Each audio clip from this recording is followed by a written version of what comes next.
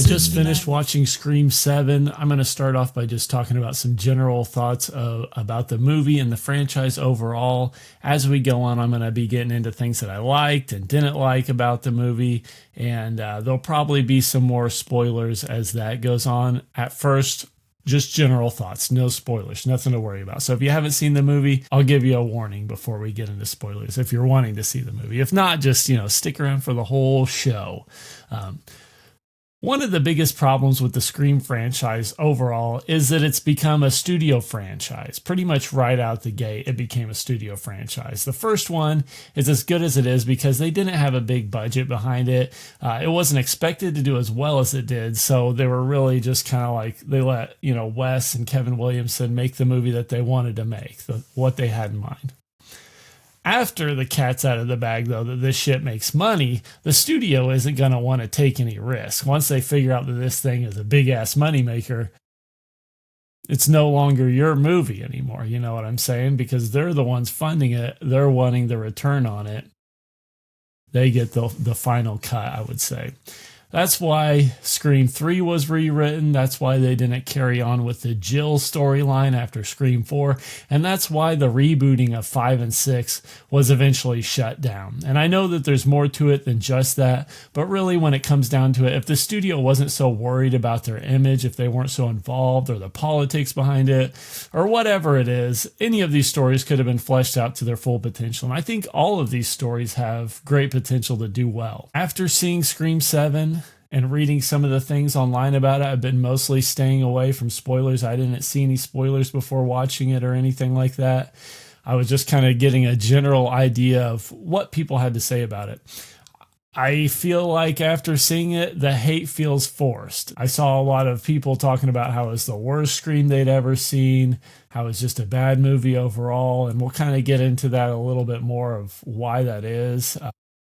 But overall, I feel like this happens to every franchise. Once you're getting into like the 7th movie and stuff like that, and especially for franchises that make money and they just go on for way too long. The Halloween franchise is a perfect example. It's just, do we need fucking 13 Halloween movies or however many it's been now, including the Rob Zombie remakes and everything? It's just, eventually you just got to knock it off and do something else. But they're never going to stop making those movies because they're always going to make money. And the same thing with this. Scream 7, from what I've seen, has had the biggest opening out of all of the Scream movies. It's almost hit like 100 mil or something like that, if I remember right. It was a lot of fucking money, but it was quite a bit more than any of the others, which is kind of crazy. I mean, I've seen a lot of people boycotting the movie online or talking about boycotting the movie. I don't know how legit that is, but I've seen some people posting about that, and the post will have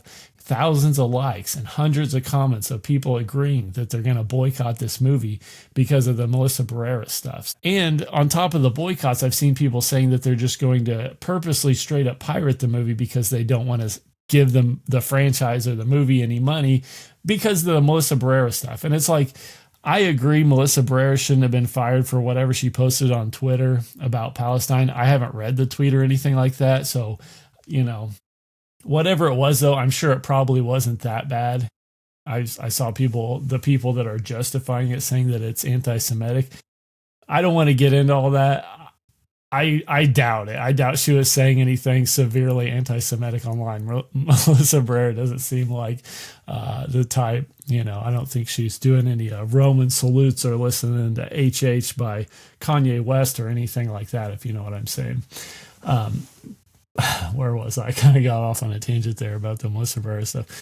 Even with all that being said, the movie's still having a crazy opening weekend, so I think that's pretty impressive. And that's exactly why they're never going to stop making these movies, because it just makes this much damn money. And it's like, whether you like it or not, you just kind of got to be along for the ride of the franchise. That's the whole point of these goddamn franchises. After a certain point, they're not going to be the best movie you've seen all year. They're simply made to make money and have fun. And that's it. The reason why these franchises start to turn to shit after a while. It's the same reason why the ending of Game of Thrones and Stranger Things were so hated. All of these projects were written without an ending. I mean, the original Scream trilogy would have at least felt like a satisfying ending to me, even though I think they would have been better off going with the original Scream story for Scream 3. But if you would have ended it there, it would have felt like, a nice little package wrapped up, sent, delivered. Great. We got it over with. We got the Scream movies done. Say what you want about the third movie, like it, hate it, whatever. It would have been a satisfying conclusion to the trilogy. But once they see them damn dollar bills, they're just like, how about we do this shit? How about we do this shit? And what if this happens? And what if Sydney's cousin is here? And what if fucking blah, blah, blah? And it's just like, all right, shut the fuck up. Shut the fuck up so much if that's your thought. I mean, I get it though. If somebody was like, here's $100 million to write the shittiest Scream movie imaginable, yeah, I'd do it. Fuck yeah, I'd release Scream 6 if someone paid me that much money. I'd release Scream 6 and I would say, you know what, it's a piece of shit. It's too bad though. You're going to watch it anyway, aren't you? The other thing that I have to say about some of the stuff I've seen online is people basically saying like, oh, you thought the ending of Scream 6 was shitty. Well, wait till you see the ending of Scream 7. Well, hey, I've seen the ending of Scream 7 now. Scream 6 is much shittier. I'm going to do a whole video breaking down why the ending of Scream 6 is such a big piece of shit. And you can watch it right after this. I'm going to release it tomorrow. So stay tuned for the Scream 6 ending and why it sucks my dick. The first thing I'm going to say about Scream 7 is that it is very gory. I would say probably the goriest in the franchise so far. It really feels like they went over the top with some of the kills and some of the gore that we see in this movie. I don't know, because the scene in Scream 4 where the girl gets killed in the bedroom is pretty brutal. Honestly, they got a lot more brutal with 4, 5, and 6. So this one, it feels in line with those, but I would say it does maybe take it up a notch or so, because there are some kills in this movie that are honestly bordering like dark comedy. There's one in particular that I'm thinking of, and if you've seen the movie, you probably know what I'm talking about, where I was just kind of like, wait, what the fuck? And then they just kept doing it, and I was like, okay, that's just silly, but whatever. It makes you question who's going to be behind the ghost face mask. So let's go ahead and get into some likes, some dislikes, and then we'll kind of wrap this thing up by going over my predictions about the Scream 7 movie and see if I got any of those motherfuckers right. So the first thing I liked about the movie right away, I really like seeing Sydney Prescott, or now Sydney Evans, as a mom and a wife. I thought that was pretty charming. I thought it was fun to see how she's dealing with raising her teenage daughter, and she has 2 other little daughters that aren't really in the movie. They're like with the grandparents for whatever reason, like on a vacation or some shit. So we don't have to worry about the little kids in this movie, which I appreciated that, honestly. So we just have Tatum, the 17-year-old daughter of Sydney Prescott, and she's kind of having some trouble parenting her daughter. Her daughter doesn't understand why she's so protective of her, and everything you would expect from someone that's nearly been murdered throughout their entire life, and they've always been a target of these specific killings. So I thought that was really interesting. And same thing with the wife. I thought her and the husband, Mark, played by Joel McHale, I thought they were great together. I liked their dynamic. I liked him. I liked that he was a cop. I thought that was a nice touch too. It kind of makes sense that she would marry someone who feels like a protector as well. He's a big guy, very formidable opponent to Ghostface, as we see in the movie. The next thing I really liked about it, and this is probably where we might get into some more, like, I guess you could consider this a spoiler. I'm not going to try to get into too much detail with any of this, so I would say that if you do continue listening past this point, it's not going to give too much away. I'm not going to say exactly like who was killed, but I'll kind of describe some of the scenes. So the rehearsal kill, there's a dance rehearsal or a play rehearsal or something the rehearsal scene made up for the lackluster opener. I'll say that. It's probably the best scene in the movie. Just the some of the lighting that they choose with it, the way that it's like stage lit and the background is lit in like blue and like strong red and blue. It had almost like a giallo feel to it, which I thought was really neat. But that kill is ridiculous. It's one of the best. It's very impactful, and it happens like pretty early on where shit gets serious really fast in this movie, which I loved. I thought the pacing for this movie was great. The only thing I will say, and I'll throw this on my dislikes for sure, I didn't care for the opener. It just felt like it was kind of dragging its feet in a way, if you know what I'm saying. But agree, disagree, whatever. Let me know what you thought about the opener down below. Probably the thing that I liked maybe the most about this movie, I don't know, this was definitely like up there for me. The Gale Weathers intro in this movie is incredible. I'm not going to get into detail with it, but it's the best Gale Weathers intro we've seen of all time. I was kind of wondering if they weren't going to do something like this as this scene was playing out. It's a scene where Sydney and her family are being attacked and Gale Weathers is introduced. And that's all I'm going to say. I won't get into it. The Gale Weathers intro is incredible. That alone makes it worth seeing the movie. And this is going to be maybe a bigger spoiler or a hint at a spoiler. The mocking of the killer being Stu Macher to me was hilarious. There's a lot of lines between Gale and Sydney, and even like as the movie goes on towards the end, where they're kind of laughing at the fact that people think that Stu Macher is going to be the killer. And they do a good job of like tripping you up with that and kind of like putting it out there as a red herring and stuff. But overall, it felt very on point for the franchise to kind of poke fun at these fan theories, because I feel like they guessed that the fans would take this Matthew Lillard news and run wild with it. Like, they're very aware of who their fan base is and, you know, what they're going to pick up on. So this was like the main thing that people were talking about before the movie came out, is that Stu Macher's back, and Stu Macher's not really dead. He, you know, the TV didn't even hurt him or whatever. He just got up and left before the police and the ambulance got there and slipped out the back door, and no one's seen him in fucking 30 years. And that makes sense to a lot of Scream fans, apparently. Okay. I thought the red right hand needle drop was decent. I thought it was pretty good. It's one of those where it was kind of maybe a little bit more in the middle for me, but it felt in line with like maybe the first movie. I'll say that, but it almost felt a little too in line with the first movie. You know what I'm saying? Where it's like we could change it up a little bit, but it was good. It happened after like a very impactful moment for that part of the movie, because that impactful moment that I'm talking about doesn't really pay off in the end. The next thing that I thought was really great, the last thing on my likes list, is they finally do the Gale and Sydney interview. I'm not going to explain why they do it, but Gale finally gets her one-on-one sit-down live interview with Sydney Prescott. It's great, and she is the ball-busting Gale Weathers of old in this movie. I will say this is the best Gale Weathers we've seen probably since Scream 3. And Scream 3 is going to be hard to beat. That might be the best Gale Weathers movie, because you got Parker Posey and Courtney Cox doing Gale Weathers at the same time. You're not going to beat that Gale Weathers in Scream 3, because that's the best Gale Weathers movie, if that's what you're looking for. So, on to my dislikes. The dislike list is long and strong. The opening scene is the first thing about the movie I disliked, which, you know, I was hoping that this would be a decent movie. Obviously, I think most people were, although I also think there's a lot of people that were hoping that this movie would suck so that they could absolutely shit on it, of course. Anyway, the opener let me down. I'm not going to lie. I didn't know what to expect. They've had a lot of great openers even after the first one. The first one's obviously an all-timer.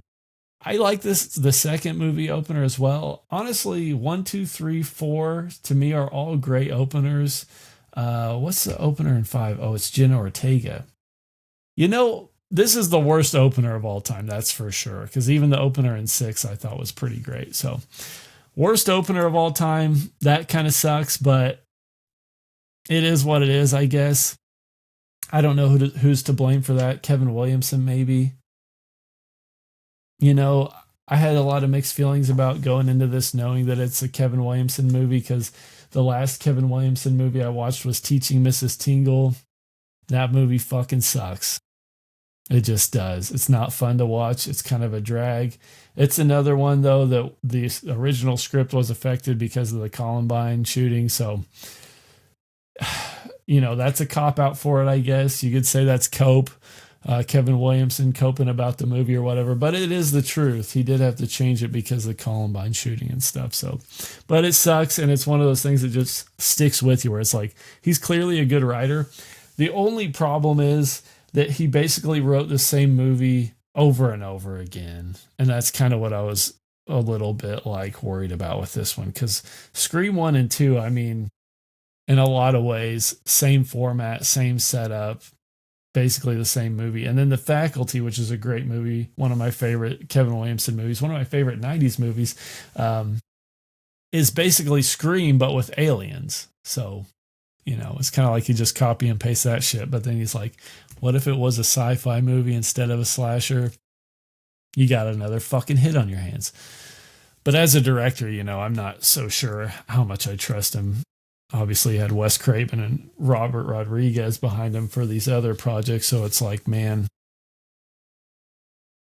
you know, I don't know. Maybe just stick to writing. The next thing that I didn't like was the damn drama teacher. The drama teacher just sucked ass. He just felt like such a shit.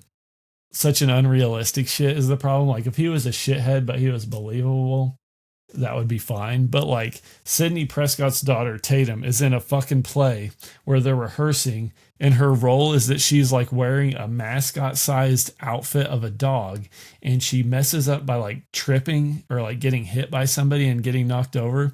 And the drama teacher is like, you know, cut, what the fuck's going on here? And there's other shit that's messing up too. It's not just her dog shit costume that's like the problem or whatever.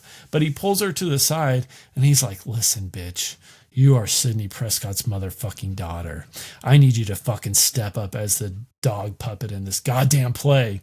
I thought you would be more of a confident winner, survivor, and not some little pushover bitch in my fucking play or whatever. And it's just like, nobody would do that. You'd have to be insane to do that. And maybe this, you know, maybe that is one of those things. This guy's obviously like kind of a red herring in the movie.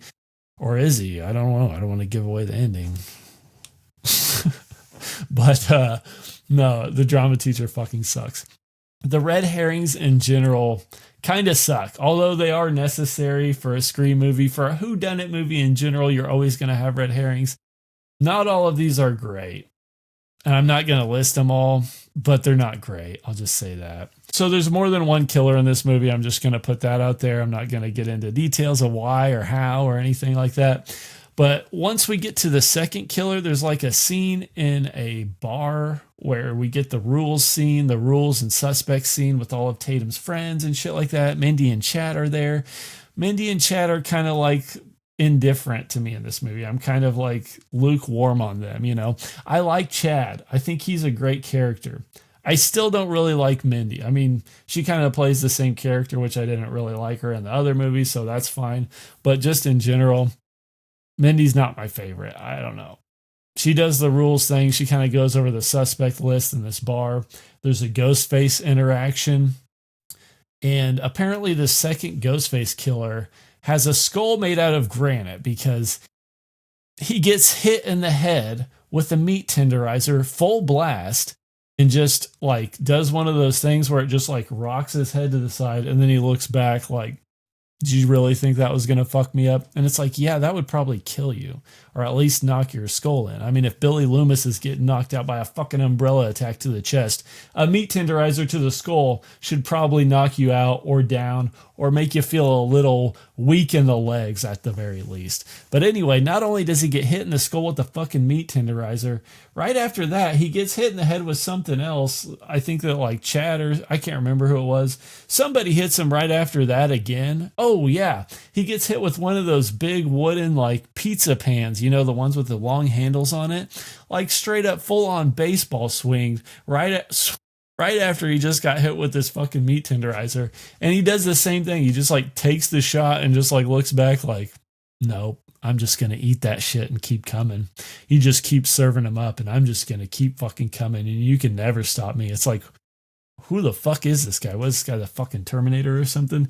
And then he picks a character up. This is the silly kill that I was talking about earlier. That's pretty funny, actually. At first I was like, no, I hate this, but it keeps going to the point where it's absurd and funny, and I ended up liking it. But he picks this character up by the head with two hands, and this guy's basically almost dead, you know?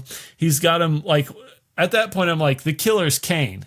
It's Kane or it's the Undertaker under there. Who's the killer? Even though he's like a 5'10" guy, you know, just like an average build 5'10" guy, somehow he's strong enough to pick this guy up by the head with his bare hands. It's like, all right. If it wasn't so silly, I would hate this, but it's so silly that I ended up loving it, actually. So that is one of the better parts of the movie. Some of the things that I was kind of like indifferent about, I guess, like the rules suspect scene. To me, it wasn't that great in this one. I thought it was all right, but it just felt like they were doing it because they have to do it. You know what I mean? Another thing that was kind of leaning towards something I didn't like was the camera work, especially in this bar scene. It feels very like made for TV for some reason. It's like the way that it's almost like the speed that the camera is panning as things are happening makes it feel kind of cheap for whatever reason, like almost like soap opera-ish or like Riverdale-ish, you know what I mean? It feels like a little too smooth, and it feels like the camera never really like sits still. But it also doesn't feel like chaotic. I don't know how to explain it exactly. I guess that's probably the best way I can explain it. There's also some really fucking dumb deaths in this movie that could have just been avoided. Like there's scenes where a character will be talking to another character while they're being stalked by Ghostface, and then, you know, like a red herring character will run up, and now they know that that's not the killer. And they're just like, instead of being like, hey, the fucking killer's here, we need to shut the fuck up, we need to go hide and run or something like that, they just kind of stand around and like talk, and they're just like, oh shit, I'm so glad you're here. Oh shit, yeah, me too. And like Ghostface was literally just around the corner, and then he pops out and kills the fuck out of one of them. And it's just like, what world are we living in here where you wouldn't be like fight or flight as fuck right now? Like a guy has been killing all your friends. He's been chasing you down with a big ass knife, and he's obviously trying to kill you and your mom and all this other shit. And then one of your other friends runs up, and instead of being like, we got to run, motherfucker, he's right there, and you're making all sorts of noise, so we can't hide anymore. They just kind of stand there and they're like, oh yeah, I'm glad you're not the killer. Oh fuck, now I'm dead. And it's like, all right. Let's just not do that anymore. Let's use our fucking brains for a second. So, the final thing, the final showdown for this movie, the main criticism that I've seen for this movie is the big reveal. The big reveal is, I feel like, the thing that I've seen criticized the most, and the reveal isn't great. I gotta keep it 100. I gotta be completely honest about the reveal. It's not a great reveal. What I will say about it is that it's better than the reveal in Scream 6. You're never going to convince me. Scream 6 has the worst reveal and the worst ending to any of the Scream movies. That's all there is to it. The fight scene that follows the reveal in Scream 7 is decent, though. We get Sydney battling it out. You know, she's kicking some ass. She's getting her ass kicked a little bit. There's a lot of resilience there. Her daughter gets thrown into the mix, Tatum. So it's fun. For me, I thought it was comparable to the fight scene in Scream 3, like the ending fight scene between Sydney and Roman Bridges. That's what it reminded me of anyway. There's a couple reasons for that, but I won't get into them too much. Maybe like the resiliency, we'll say, of the Ghostface.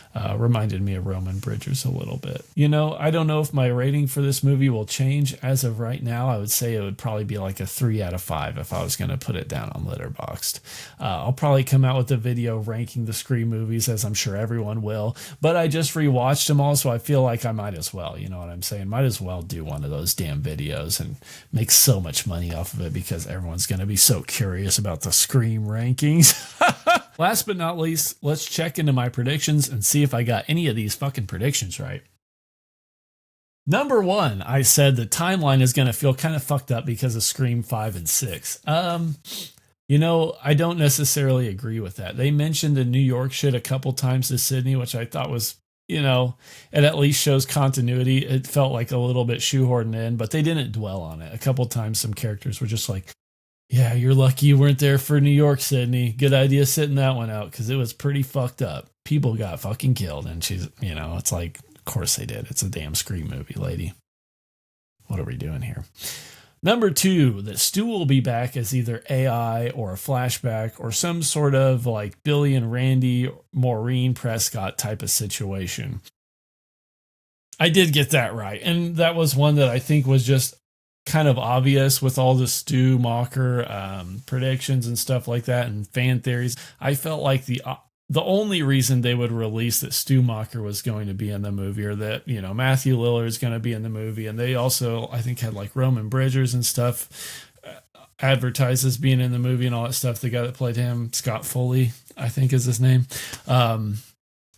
Instantly, I was like, the only reason they would do that is if it's a red herring or like some sort of a fake out. And they do they do a pretty good job with it in the movie, I'll say. Although there is like a big AI slop moment towards the end that just feels like a big AI slop bomb. And it's kind of like, it's a little too much. I feel like if they would have maybe kept it a little more subtle and reined that shit back in, it would have made more sense. But yeah, there's a moment at the end where there's like a maze of AI slop that Sydney has to go through. And it's just kind of like, nah, you don't need that. Number 3. My final prediction for the movie was that Sydney would not die, but Gail would die. I thought maybe since they killed off Dewey in Scream 5 and they didn't really kill off any characters in Scream 6 that, you know, were like staples in the franchise, I thought if they're going to come back with Scream 7, they're going to do it bigger and better than ever. We got Sydney Prescott back, the main bitch, you know, they're going to be coming out guns a-blazing. Probably not kill Sydney. Probably kill Gail, though. But they didn't. Gail didn't die. But Sydney also didn't die, so I was half right on that. So I got 1.5 out of 3. So, you know, I'm 50-50 on my predictions. My Scream predictions. So that's it. Stay tuned for the Scream 6 ending breakdown. That's probably going to be next. And then I'm sure we'll get into some Scream franking franchises.